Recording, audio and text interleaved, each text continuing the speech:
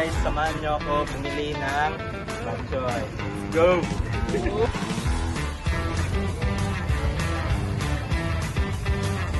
Guys, dito tayo bibili ng bok choy. Let's go. Ate, good evening. Magkano yan yung bok choy? 50 yung ito.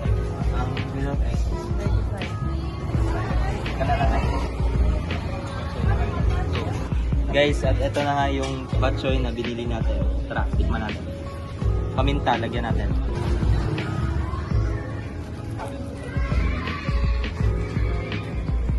Soy sauce, toyo.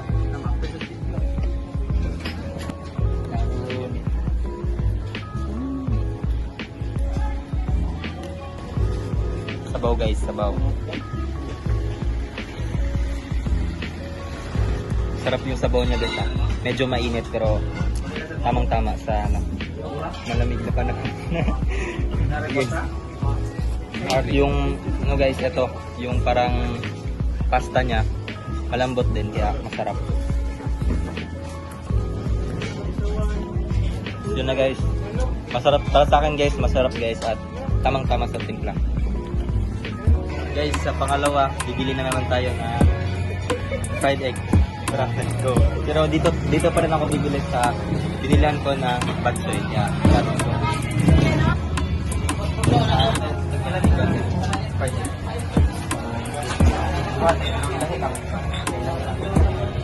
so guys, yung pangalawang pagkain natin, fried egg. Kaya tikman natin. Paborito ko to guys, kaya sigurado masasarapan ako.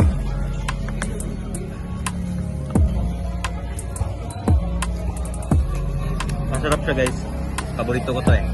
Yeah, masarap. Yung suka niya guys,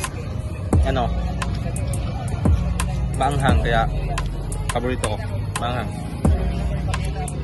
Soft drinks din guys, panulak. Itlog guys.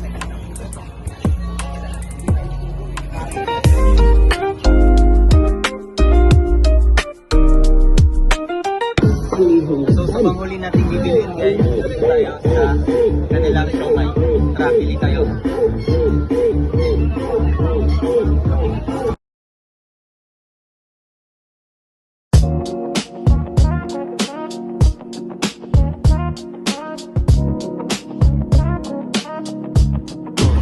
So ito na nga yung binili kong siomai guys sa halagang 12 pesos. Medyo pricey siya pero sa tingin ko sulit naman kasi medyo malaki din naman yung siomai nila. Kaya yung kanin nila or tinatawag na puso sa halagang 4 pesos. Kaya tara, tikman natin. Masarap yung siomai nila guys. Malasa. At sabi nung nagtitinda, homemade dito daw tong siomai nila. Sila mismo yung gumagawa. Kaya nga homemade. Para sa akin guys, masarap kahit medyo pricey siya. Kaya approve.